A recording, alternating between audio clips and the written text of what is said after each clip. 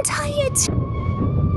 I swear, I'll end you if I have to, she whispered through trembling lips, but the rancher stood frozen in disbelief, his eyes locked on the broken figure before him.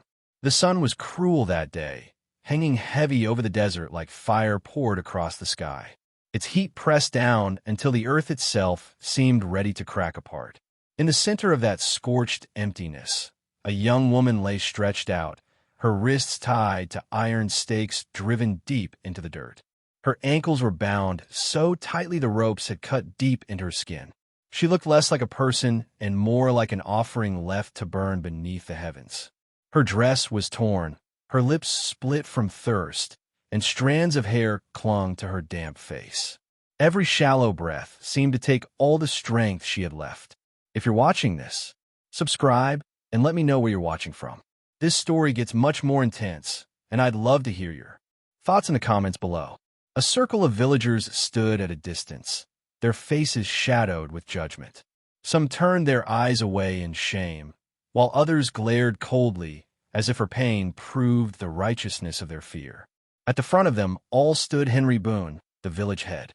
His sharp eyes missed nothing, and his hand rested on the handle of his whip, though he hadn't raised it once. The ropes and the desert sun were punishment enough. "This is the way of our fathers," Boone declared, his voice echoing across the crowd as he pointed toward the young woman. "If she survives 3 days under the sky's gaze, she will walk free. If death claims her, her guilt is proven. That is our law." No one dared to challenge him. The villagers bowed their heads, some muttering prayers under their breath, others spitting into the dust to seal the ritual. Her name was Emily Dawson, just 23 years old, accused of stealing gold from the very people now condemning her. She had denied it again and again, but Boone's word was law. Her voice carried no weight against his. Emily lay helpless, her skin searing under the pitiless sun. Her voice cracked as she tried to plead, "Please, I beg you. I did nothing, please." The desert wind carried her words away. Children buried their faces against their mothers. Old men folded their arms and stood stiff. No one moved. To them, this was not cruelty. This was justice. This was tradition. Questioning it meant standing against the village itself. One by one, they turned away and left her under the burning sky, her body trembling as the hours dragged forward. The ground beneath her blistered her skin. Her vision blurred. The world narrowed to the sound of her own heartbeat and the ceaseless buzz of flies crawling across cracked earth. Her lips bled with every word she tried to force out, her voice no stronger than a broken whisper.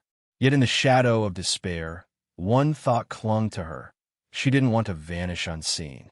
She didn't want her truth buried in silence. Her cracked lips trembled as she prayed that someone, anyone, might stumble across this cursed patch of land and hear her cry. But who would come? And if they did, would they dare defy Boone? Would they risk standing against the law of their fathers? The sun sank lower, yet the heat still seared her raw skin. Her voice had grown too faint to carry more than a whisper lost in the wind. Emily believed no one would come.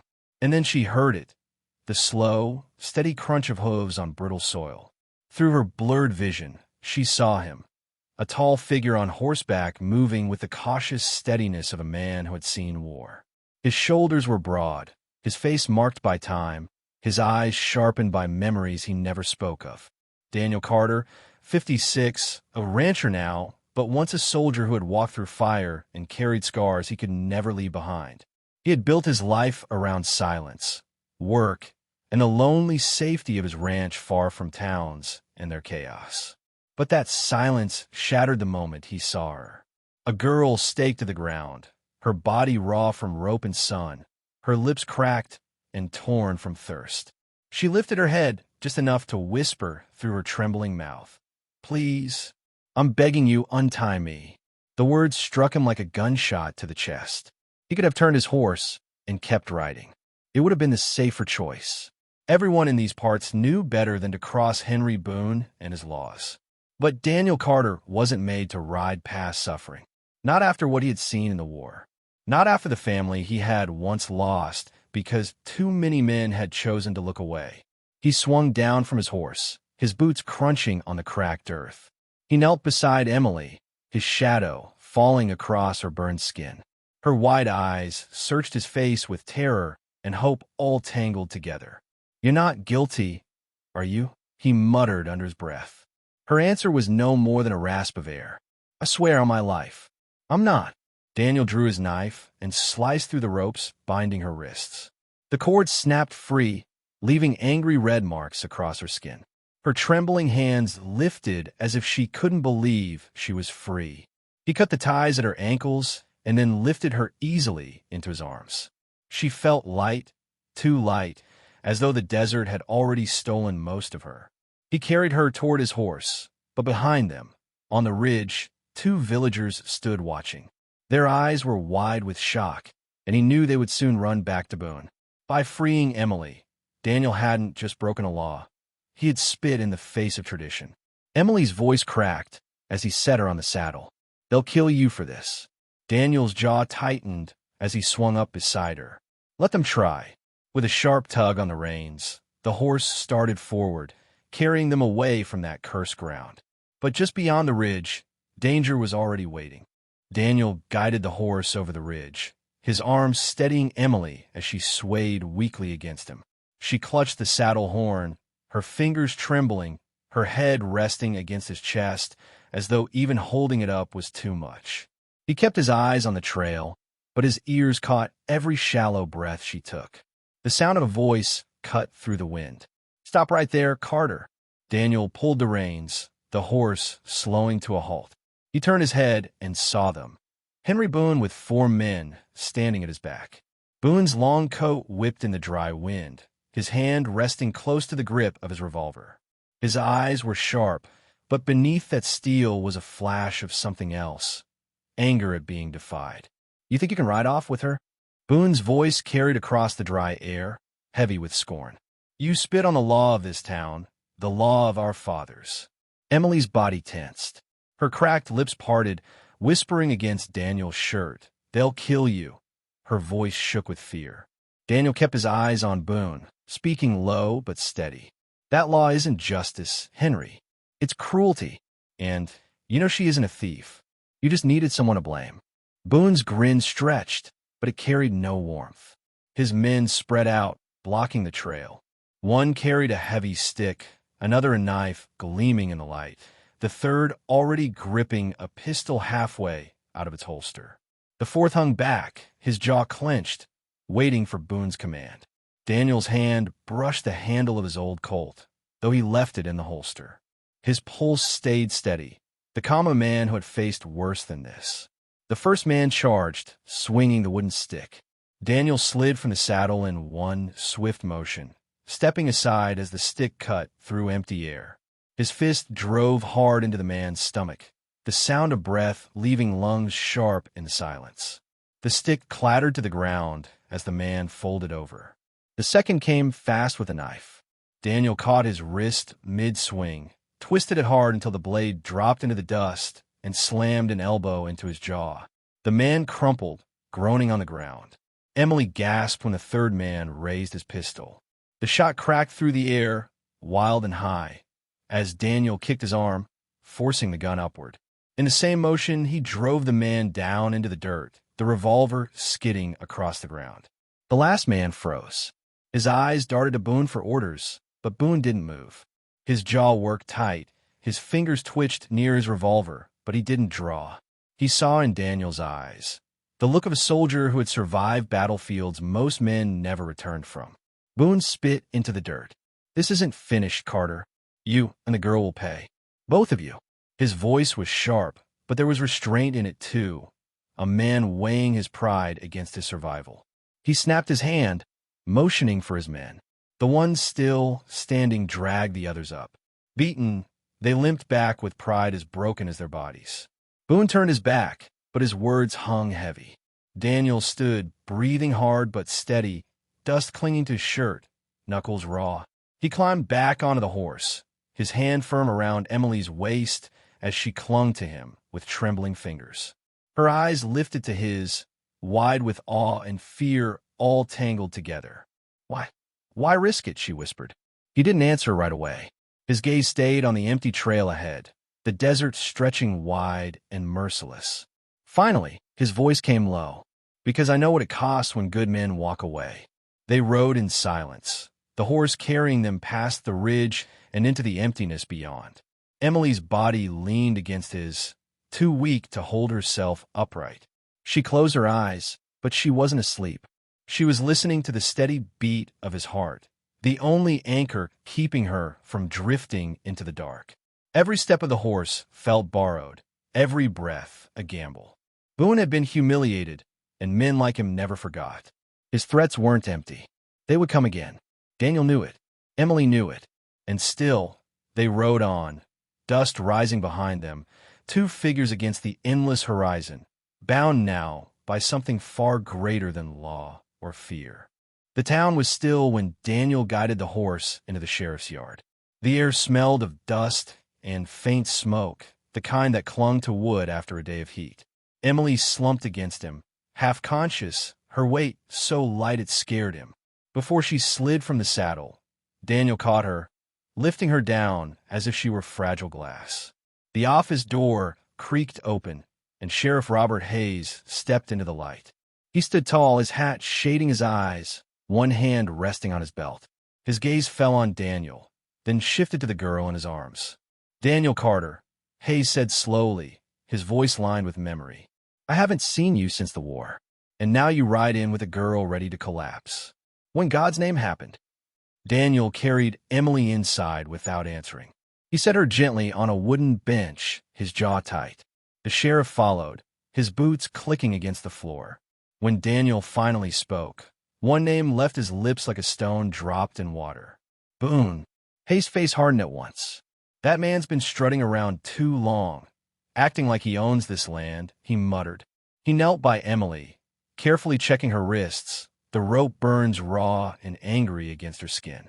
He shook his head with a grim breath. "She needs water, food, rest. But I believe her." His eyes lifted back to Daniel. "Belief won't be enough. We'll need proof." Daniel didn't speak. His eyes stayed fixed on Emily, who stirred slightly at the sheriff's touch. Her lips moved, whispering words too faint to catch. Hayes filled a tin cup with water and held it to her mouth. She sipped greedily, trembling as though the act of swallowing was almost too much. "You'll live," Hayes said softly, though he kept his tone steady. "But it'll take time." For the next days, Emily stayed in a small room behind the sheriff's office. Daniel visited often, bringing bread or a tin cup of coffee, watching over her with the quiet steadiness of a man who had once lost too much. At first, she spoke little, her voice hoarse from the desert, but slowly the silence broke. She told him about her parents, about the farm she had worked until Boone's men had come. She told him how the gold went missing, and how she was named the thief without a chance to defend herself. Her voice shook when she spoke, but her eyes carried a stubborn fire. Daniel listened, his weathered face softening in the glow of candlelight. She asked him once about the war. He didn't offer glory, only quiet truths about nights that stretched too long and mornings that came too bitter. Sometimes they shared silence instead. Silences heavy, but not empty. Silences that seemed to say more than words could. One evening, Emily sat across from him at the rough wooden table, her wrists bandaged, her eyes steadier than before. "You could have left me there," she said quietly. "Why didn't you?" Daniel studied her for a long moment, his eyes shadowed but clear. Finally, he answered, "Because no one should die like that, and because I've already lost enough." Her hand, trembling but brave, reached across the table. Her fingers brushed his. It was the briefest touch, yet for Daniel, who had walled himself off for years, it was as if something long buried stirred awake again. But outside, the air in town was growing heavy. Boone's men whispered through taverns and alleys, spreading threats like smoke before a fire. Hayes returned with reports, accounts that didn't add up, traders speaking in low voices about deals Boone had struck in shadows. It wasn't proof yet, but it was a start. Late one night, Daniel stood by the window of the sheriff's office, looking out at the street lamps flickering against the dark. Emily's voice came from behind him, soft but steady. "Do you think we'll ever be free of this, Daniel?" He turned, his face lined with both hope and fear. "I don't know," he said. The silence that followed was heavier than words, because they both knew freedom in this land always came with a price. The days that followed carried a strange weight. The little room behind the sheriff's office became Emily's refuge. Though she often woke in the night drenched in sweat, her body jerking as if the ropes were still biting into her skin. Daniel sometimes sat outside her door, listening to her restless breaths through the thin wall, his own eyes wide open though he pretended to rest. Sheriff Hayes was tireless. Each morning he saddled his horse before the sun had fully risen, riding out to question traders, count goods in the storehouses, and sift through old ledgers coated in dust. Each evening he returned with news, pieces of truth, small but sharp. One night, Hayes placed a stack of papers on the table, his face grim. Shipments meant for neighboring towns never arrived. Ledgers don't balance. Gold disappeared on Boone's watch. It doesn't look good for him. Daniel leaned back in his chair, arms crossed. It's more than not good. It's theft, plain and simple. Hayes rubbed a hand across his face. Maybe, but to bring him down, I need enough evidence to turn his own people against him. They feared him for years. Fear runs deep, Daniel. You know that. Emily listened quietly, her thin hands folded in her lap. The glow from a lantern painted her face in soft light. She still looked fragile, but there was a steadiness in her eyes now that hadn't been there before. "I don't understand," she said softly. "Why do they let him do this? Why follow someone they know is cruel?" Hayes met her gaze, his jaw tight. "Because fear can feel safer than fighting back. Most folks would rather bow their heads than risk losing everything." Emily lowered her eyes, her voice little more than a whisper. "That's what they did to me. They turned away, left me there." The room grew still. Daniel's chest tightened as he remembered finding her on the sand, the way her cracked lips had pleaded for mercy. He reached across the table, laying his rough hand over hers. Her small fingers trembled, then still beneath his. "You're not alone now," he said. She looked up at him, and for the first time, there was something more than fear in her eyes. Something fragile but alive, trust. Outside, the town's air grew sharper. Boone's men were everywhere, leaning in doorways, lurking near saloons, their eyes hunting for whispers. They spread rumors that Daniel had bewitched the girl, that Hayes was siding against the people, that Boone alone kept order. The lies spread, but so did doubt. Folks began to talk in hushed voices. Some shook their heads, no longer sure where the truth lay. One evening, Hayes returned late, dust thick on his coat. He dropped a torn ledger onto the table, his voice heavy. "This is it. Records show gold meant for trade vanished straight into Boone's hands. And traders have begun to speak. They're tired of being cheated." Daniel's eyes flicked to Emily, who sat silent, her hand gripping the edge of the bench. He could see her chest rise and fall with quick breaths. For her, this wasn't just news. It was her life being given back piece by piece. She finally spoke, her voice quiet but clear. "If the people see it, if they know the truth, maybe they'll believe I was innocent." Daniel's heart ached at the word innocent. A young woman, forced to fight for something that should never have been in question. He reached for her again, this time more certain, and held her hand in his. "You never had to prove that to me," he said. Emily's lips curved into the smallest smile, faint but real. She squeezed his hand, then pulled away gently, her eyes bright with unshed tears. Later that night, after Hayes had gone, Daniel found her standing by the window, the lamplight casting her shadow long across the floor. She was staring at the dark street outside. "They'll come for us, won't they?" she asked without turning. He stepped closer, his voice steady. "Yes. Boone won't let this go." Her shoulders stiffened. "Then what happens? If he doesn't kill me, he'll kill you." Daniel stood beside her, watching the street. "I've lived a long time with ghosts, Emily. I'm not afraid of him. What I won't stand for is letting you pay for his sins." She looked at him, then really looked. His face was lined, his eyes tired, but there was something fierce in them too, a kind of strength she hadn't seen in anyone else. Slowly, she nodded. That night she slept better than before. Daniel sat by the door again, his back against the wall, his hat tipped low. But for the first time in years, He let himself believe that maybe he wasn't just fighting ghosts anymore. Maybe he was fighting for something alive. And yet, in the silence between heartbeats, he knew the storm was coming. Boone would not let humiliation stand. And when he struck, it would be with everything he had left. Morning came heavy with heat, the kind that clung to the skin before the sun was even high. Sheriff Hayes saddled his horse with the weight of a man who knew the day would change everything. Daniel rode beside him, Emily seated on the horse behind, her arms looped gently around his waist. She was still weak, but she insisted on coming. "They need to see me," she had said the night before, her voice trembling but determined. "They need to look me in the eye and know what they did." Daniel had argued, but in the end he couldn't deny her. This was her fight as much as anyone's. By mid-morning, the three of them rode into the heart of the village.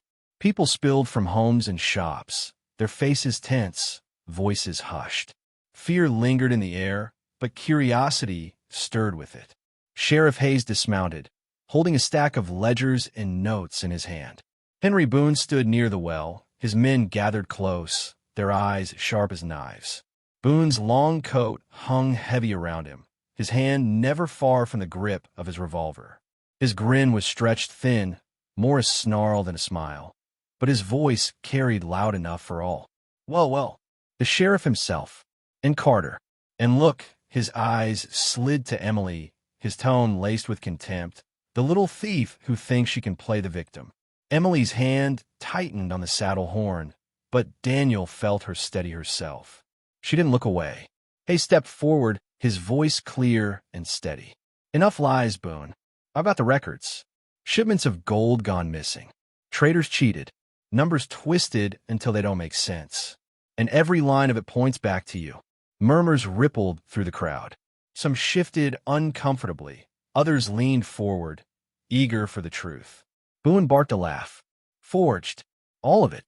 You expect these people to believe scraps of paper over the word of their leader? Over tradition?" He spread his arms wide, calling the crowd to him. "I've kept you fed. I've kept outsiders from bleeding you dry. And now this man rides in with his war buddy and a girl who'd steal the coins from your pockets. And you believe them?" For years, those words would have been enough. Fear would have sealed their lips, and silence would have followed. But now the proof was there, laid bare in the sheriff's hands. Hayes lifted the ledgers high. "These aren't just numbers. Traders have spoken. Gold meant for this town never reached its buyers. Ask yourselves, where did it go? Who has lived richer while the rest of you struggle?" The crowd shifted, voices growing louder, angrier. A woman's voice rang out from the back, sharp with fury. "My boy went hungry while you lined your pockets, Boone." Another man shouted, "I work your storehouse and never saw half the shipments that were promised." The tide was turning, and Boone felt it. His jaw tightened, his hand resting harder against his revolver. He sneered at Emily, his voice sharp. "And you dare show your face here after the disgrace you brought?" Emily's voice wavered, but she didn't back down. "The disgrace wasn't mine. It was yours. You left me to die for a crime you committed. And she turned her eyes toward the villagers. They turned their backs. But you can't hide the truth anymore." The silence that followed was thick. Dozens of eyes turned toward Boone, not with fear this time, but with something sharper, anger. A man stepped forward, old and stooped, but his voice cut like a blade. "If the sun is our judge, let it judge you, Boone." The words spread like fire through the crowd. "Yes," another shouted. "Let him face the same trial." Boone's face blanched beneath the dirt and sweat. He drew his revolver half out of its holster, but Daniel's hand was already hovering near his Colt. Their eyes locked, a silent warning passing between them. Boone's grip faltered. The crowd surged. Men and women who had once bowed their heads now stepped forward, their hands pulling ropes, iron stakes dragged from the very place Emily had suffered. Boone fought, shouting curses, but the weight of the people was heavier than any law he had written. They bound him to the ground, ropes cutting into his wrists and ankles, the sun glaring down from above. For the first time, Boone's sharp eyes flickered with fear. Emily stood behind Daniel, trembling as she watched. "It's cruel," she whispered. Daniel laid a hand gently on her shoulder. "Yes, but sometimes a cruel law devours the man who made it. The villagers stepped back, leaving Boone alone under the merciless sky. His shouts echoed, but no one listened. Justice, twisted for so long, had turned full circle. Sheriff Hayes exhaled, his shoulders sagging with the weight of it all. He looked to Emily, then to Daniel. "You're free now, both of you. But freedom out here, it always comes with a price." Daniel nodded, his eyes never leaving Boone's struggling figure on the ground. He knew the sheriff was right, and as the crowd dispersed, the desert seemed to breathe again, as if even the land had waited for this day. The dust of the village still clung to Daniel's boots when he led Emily out that evening. The sun was sinking low, bleeding red across the horizon, and the air carried the faint smell of smoke from cook fires. The people who had once turned away from Emily now avoided her eyes, too ashamed to face what they had done. Some whispered apologies under their breath, but most stayed silent, pretending they had nothing to atone for. Daniel felt the weight of their stares, but Emily seemed to feel it more. She walked close to him, her steps unsteady, her arms wrapped around herself as if the shame of others pressed against her skin. He wished he could shield her from it, but he knew words wouldn't take away what had been done. They reached the sheriff's office, where Hayes waited on the porch with a weary look. His eyes softened at the sight of Emily, though his jaw stayed hard. "I reckon you'll want to leave this town behind," he said. "You've both made enemies here, and while Boone's tied to the dirt, his shadow won't fade so quick." Daniel nodded. "You're right. We'll ride out at first light." Emily looked between the two men, her voice small. "Where will we go?" Daniel hesitated. His ranch lay miles west, quiet and lonely, the kind of place where he'd chosen silence over company. He hadn't planned on sharing it with anyone again. But as he looked at her, this young woman who had been left to die under the sun, who now stood trembling but unbroken, he realized the ranch might not need to stay empty. "My place isn't much," he said slowly, his voice gruff. "But it's safe. If you want it, it's yours too." Emily's lips parted in surprise, her eyes wet. She nodded quickly, as if afraid he might take the offer back. "Thank you," she whispered. That night, they stayed in the sheriff's spare room. Daniel kept watch near the door, his rifle across his lap. He barely slept, listening to Emily's soft breath from the cot across the room. Every so often she stirred, whimpering in her sleep, her fingers twitching as if she were still bound. Daniel wanted to wake her, to tell her she was safe, but he knew the wounds ran deeper than any words could reach. At dawn, they saddled the horse. Hayes gripped Daniel's hand before they left. "I'll hold the town together best I can. You watch over her." Daniel's eyes met his steady. "Always." The ride west was long and quiet. The land stretched wide, hills rolling into endless plains, the silence broken only by the clop of hooves. Emily leaned against him, her body still weak, but her eyes stayed open, watching the horizon as though trying to believe it was real. Hours later, they reached the ranch. The house was small, weathered by years of storms, its wooden beams dark with age. The corral stood empty, the barn half open, swaying slightly in the wind. It wasn't much, but it was steady, and for Daniel, it had always been enough. He helped her down from the horse, his hands gentle at her waist. She looked at the ranch, then at him, her expression unreadable. "This is home," he nodded. "Has been for years." Her eyes softened. "It feels quiet." A faint smile tugged at his lips. "That's the idea."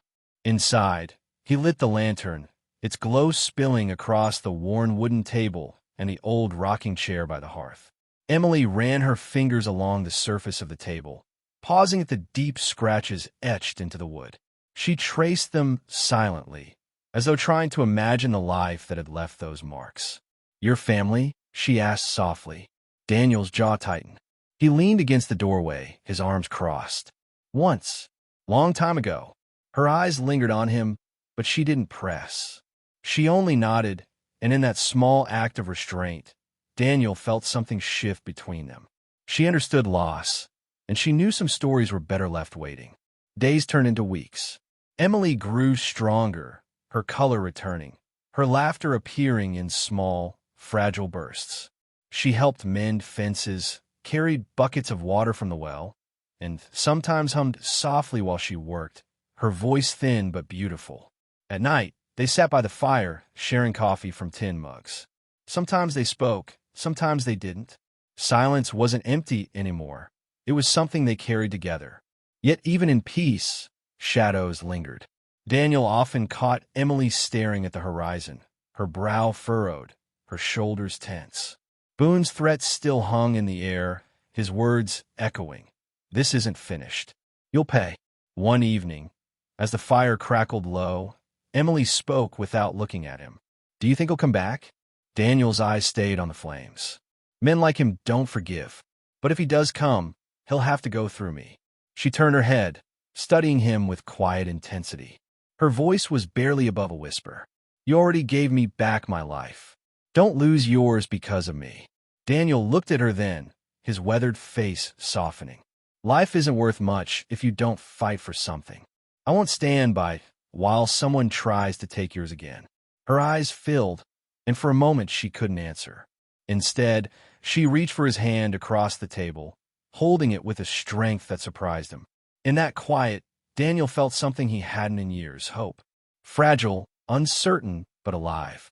And though the shadow of Boone still stretched long over the plains, Daniel knew they had begun something worth protecting. The ranch grew quieter with each passing day. Emily began to smile more, though it was often small and fleeting, like sunlight breaking through clouds.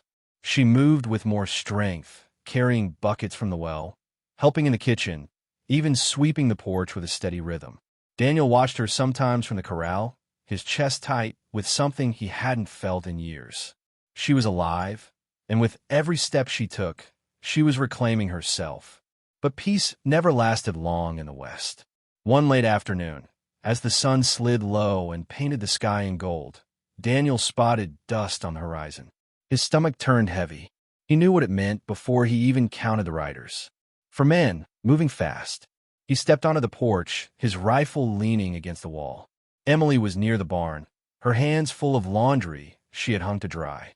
She noticed his face first, then turned her eyes to the horizon. Her lips parted, the color draining from her cheeks. "They've come," she whispered. Daniel nodded once. Inside, Emily. She didn't argue. She hurried to the door, glancing back at him with fear sharp in her eyes. But she trusted him. That mattered more than words. The riders pulled up in a cloud of dust. Their horses pawed the dirt, snorting in the heat. The men were rough-looking, their eyes cold. Boone wasn't with them, but Daniel knew they carried his message.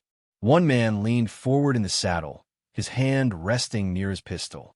"Carter," he called out, "you've got something that don't belong to you. The girl comes back with us." Boone's orders. Daniel stood still, his voice low but firm. "Tell Boone if he wants her, he can come himself. But he won't leave standing." The men shifted in their saddles. One spat into the dust. Another smirked, flashing yellowed teeth. "We ain't here to talk. We're here to collect." Daniel's hand brushed the butt of his Colt. His heart was steady, the same calm he had felt in war. But this wasn't a battlefield. It was his home, and inside that house was someone worth more to him than his own skin. The first rider swung down, stomping toward the porch with heavy boots. "Last chance, old man. Move aside." Daniel's jaw tightened. His voice was cold. "Not today." The man reached for his gun, but Daniel's Colt was already out. A single shot cracked through the air, sharp and final. The rider fell hard, his pistol still in its holster. The others drew quick, the sound of metal against leather echoing in the still air. Shots rang out. Dust flew.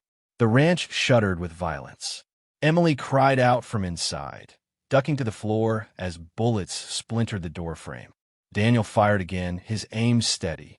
One rider spun backward off his horse, hitting the ground with a thud. The others pulled back, their eyes wide at the sudden loss. "You'll pay for this, Carter," one shouted, yanking his reins. They wheeled their horses around, retreating into the open land, leaving their dead behind. Silence followed, broken only by the crackling of wood where a bullet had torn the porch beam. Daniel lowered his Colt slowly, his chest rising and falling in steady rhythm. He turned toward the door, pushing it open. Emily sat against the wall, her hands over her ears, her eyes wide with fear. When she saw him, relief washed over her face, and tears spilled without her trying to stop them. "You're alive," she breathed, her voice trembling. He crouched beside her, his rough hand brushing her hair back from her face. "So are you." She clung to him then, her body shaking against his chest. Daniel held her close, his arms wrapping around her with a gentleness that seemed out of place in a man who had just taken lives. "They won't stop," she whispered into his shirt. Daniel closed his eyes. He could feel her heartbeat racing, and he knew she was right. Boone wouldn't forgive, not after this. This fight wasn't finished. But he also knew something else. He wasn't alone anymore. For the first time in years, he had someone to fight for, someone who gave meaning to the scars he carried. "We'll face him when he comes," Daniel said softly. Together, Emily pulled back just enough to look at him. Her eyes were wet, but there was a new strength in them. She nodded. Together, outside, the land stretched wide and silent, but Daniel could feel the storm building again. Boone's men would return. Boone himself would return. And when he did, there would be no running. The desert didn't forgive, but maybe, just maybe, it gave second chances to those willing to fight for them. The night before Boone came, the air felt heavy, like the land itself was holding its breath. The ranch was quiet, the only sound the slow creak of the windmill turning against the dark sky. Emily couldn't sleep. She sat by the fire, her knees pulled close, staring at the flames as if they might give her courage. Daniel sat across from her, polishing his Colt with slow, steady hands. His face was calm, but his eyes were far away, as if he were already seeing the fight to come. Finally, Emily spoke. "He's coming, isn't he?" Daniel nodded once. "He won't stop until he's standing here. Men like Boone don't know how to let go." Her voice cracked. "And what if he wins?" Daniel looked at her, his eyes softening. "He won't. Not because I'm stronger, but because I've got something he never had." Emily frowned. "What's that?" He leaned forward, his voice low. "A reason to stand." Her eyes welled, but she didn't argue. She just reached across the table, her hand finding his, holding it tightly until the fire burned low. Morning came with dust on the horizon.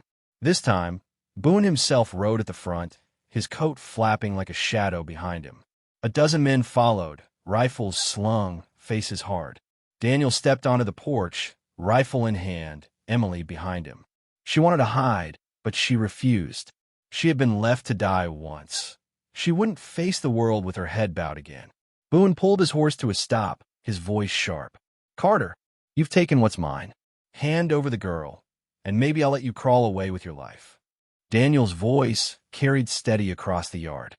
"She's not yours, Boone. She never was. And your law, your fear, it ends today." Boone sneered, drawing his revolver. His men fanned out, circling like wolves. Daniel raised his rifle, the weight familiar, his fingers steady on the trigger. The first shot cracked, the sound rolling across the plains. Then chaos erupted. Bullets tore through the air, dirt exploding at their feet, glass shattering from the windows. Daniel moved with calm precision, each shot deliberate, each breath steady. Two of Boone's men fell before they reached the barn. Emily crouched low behind the porch railing, clutching a pistol Daniel had pressed into her hand. Her fingers shook, but when one rider charged toward the house, she lifted it and fired. The man fell hard, his horse bolting into the dust. Her chest heaved, but she didn't crumble. She wasn't prey anymore. The fight raged, until at last it was only Boone left, standing in the open yard, his revolver raised, his face twisted with rage. Dust clung to his sweat, his eyes burning with hate. "You should have stayed out of this, Carter," Boone spat. "I gave you a chance. Now you'll die for her." Daniel lowered his rifle slowly, letting it hang at his side. He stepped forward, his voice quiet but carrying. "No, Boone. I'll live for her. That's the difference." Boone roared, lifting his gun, but Daniel was faster. His Colt flashed, the shot ringing out sharp and final. Boone staggered, his revolver slipping from his fingers before he collapsed into the dust he had once ruled. The yard fell silent. The echo of gunfire drifted away into the wide desert, leaving only the sound of wind through dry grass. Boone lay still, his shadow finally gone. Daniel stood, breathing hard, his Colt smoking in his hand. Emily rushed to him, her face pale, but her eyes fierce. She gripped his arm, searching his face as though to be sure he was real. "It's over," she whispered. Daniel looked down at her, his jaw tight, then slowly nodded. "It's over." They buried the dead at the edge of the land. Boone's men who had fallen were laid in simple graves, while Boone himself was left in the dust, unmarked. The townsfolk came days later, some silent, some ashamed, but all of them free from his grip at last. That evening, Daniel and Emily sat on the porch, watching the sky burn orange and gold. She leaned against him, her head resting on his shoulder, her eyes finally calm. "What happens now?" she asked softly. Daniel looked out at the horizon, the faintest smile tugging at his lips. "Now we live. Not just survive. Live." She closed her eyes, letting the words settle. For the first time, she believed it. And so the desert, cruel and unforgiving, had given them something rare. Not just freedom, but the chance to begin again. The lesson was clear, written in every scar, every tear, every breath they had fought to keep. Cruelty can rule for a time, but truth and courage will always outlast it. Fear chains people, but one person's stand can break those chains for everyone. And love, even in the harshest places, can grow where no one expects it.